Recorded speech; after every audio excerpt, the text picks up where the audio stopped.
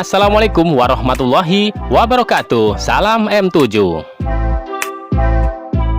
Kembali di channel Eko M7 Barokah kita bertemu. Semoga kita semuanya sehat selalu. Amin ya robbal alamin. Sobat M7 semuanya, pada kesempatan kali ini kita akan belajar membuat perspektif ruangan, yaitu kamar tidur. Yang pertama kita lakukan adalah membuat sketsa denah. Bentuk kamar tidur kita seperti apa dan perabotannya apa saja. Misalnya ada tempat tidur, ada meja TV, meja belajar, ada lemari, dan ada kamar mandi. Selanjutnya kita buat sketsa juga seperti apa misalnya nanti kalau dibuat perspektifnya. Kita buat sketsanya terlebih dahulu aja agar kita punya gambaran seperti apa apabila gambar kita selesai.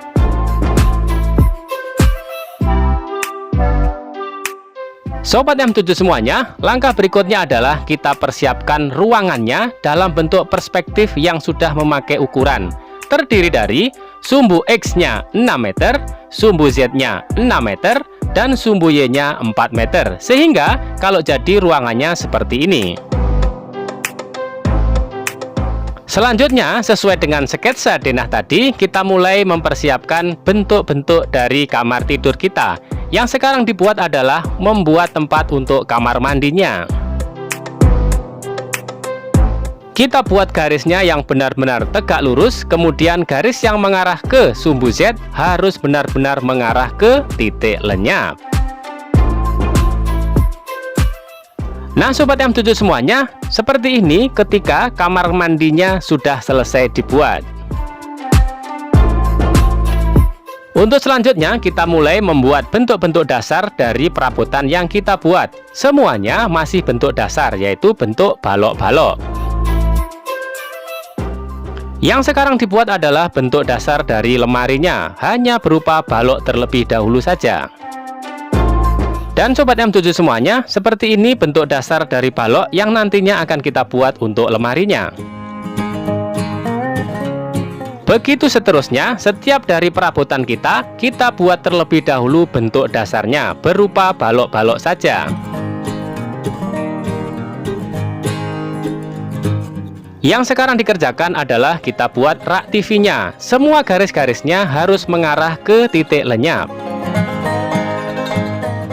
Yang sekarang dikerjakan adalah membuat variasi bentuk plafonnya.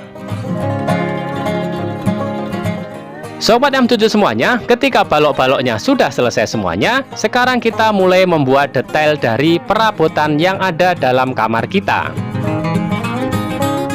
Ketika dalam hati Anda masih ragu-ragu untuk membuat variasinya dengan drawing pen, Sobat M7 semuanya diperbolehkan membuat variasinya dengan pensil terlebih dahulu.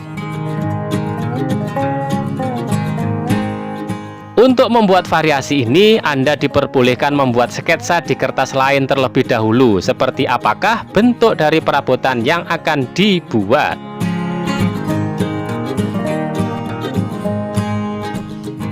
Semua garis-garisnya harus tetap mengarah ke titik lenyap. Perhatikan setiap saat penggaris saya mengarah ke titik lenyap.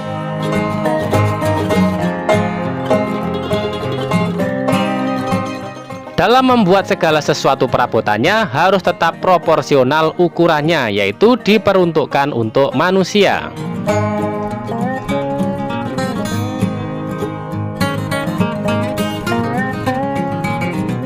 Sekarang kita akan membuat pintu untuk mengarah ke balkon. Jadi pintu ini bukan pintu masuk kamar, pintu ini mengarah ke teras balkon. Selanjutnya kita membuat pintu untuk kamar mandinya, sehingga kamar mandi ini juga mengarah ke balkon, sehingga punya sirkulasi ke udara yang sehat. Selanjutnya kita buat variasi untuk pintu kamarnya. Sebagai pemanis estetika, kita buat lukisan dinding di atasnya tempat tidur. Juga kita buat rak buku di atasnya meja belajar. Selanjutnya dibuat variasi tambahan untuk memperindah temboknya. Terakhir kita tebali untuk lantainya. Kita anggap untuk belajar ini lantainya masih ukurannya 1 x 1 meter. Kita anggap aja itu adalah marmer yang besar, orang kaya. Setelah semuanya menebali selesai, tunggu beberapa saat hingga tintanya kering, kemudian hapuslah dengan penghapus yang layak sehingga hasilnya benar-benar bersih. Dan seperti inilah hasilnya, luar biasa. Sobat M7 semuanya, langkah berikutnya adalah pewarnaan. Kita mewarnai dengan pensil warna.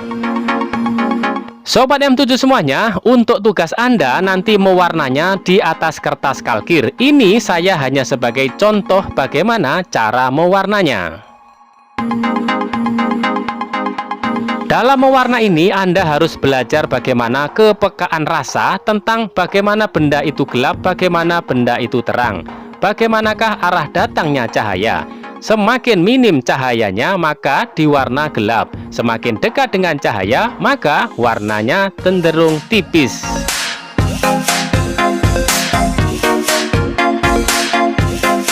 Kita gunakan perpaduan warna-warna yang senada sehingga warna kamarnya ini segar.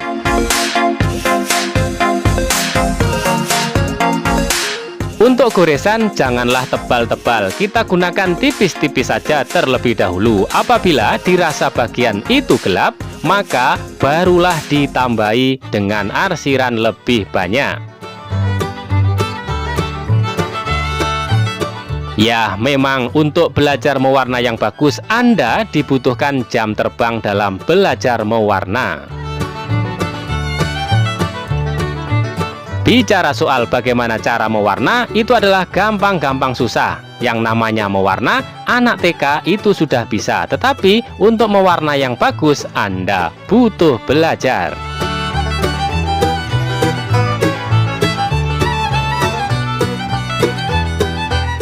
Di sini Anda dituntut untuk melogikakan 3 dimensi, bagian mana yang cenderung gelap dan bagian mana yang cenderung terang. Anda harus belajar.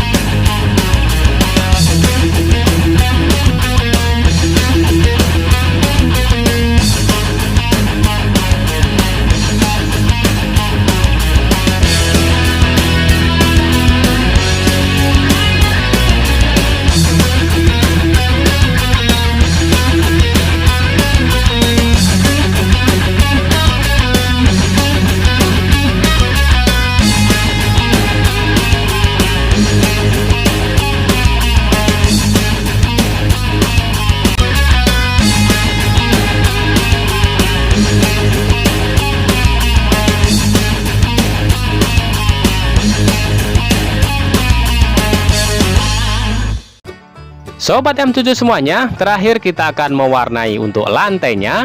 Gunakan warna-warna yang masih cenderung tidak terlalu banyak sehingga warna lantainya kontras dengan perabotannya. Anda dalam mewarna lantai, gunakanlah warna yang tidak sama dengan warna-warna yang dominan dalam perabotannya. Misalnya perabotannya ini kan dominan coklat, maka untuk lantainya jangan warna coklat. Nah Sobat M7 semuanya, seperti inilah hasilnya. Insya Allah Anda bisa. Semoga video ini bisa bermanfaat dan barokah, insya Allah. Akhir kata, terima kasih atas segala perhatian dan mohon maaf apabila banyak kesalahan. Wassalamualaikum warahmatullahi wabarakatuh. Salam M7.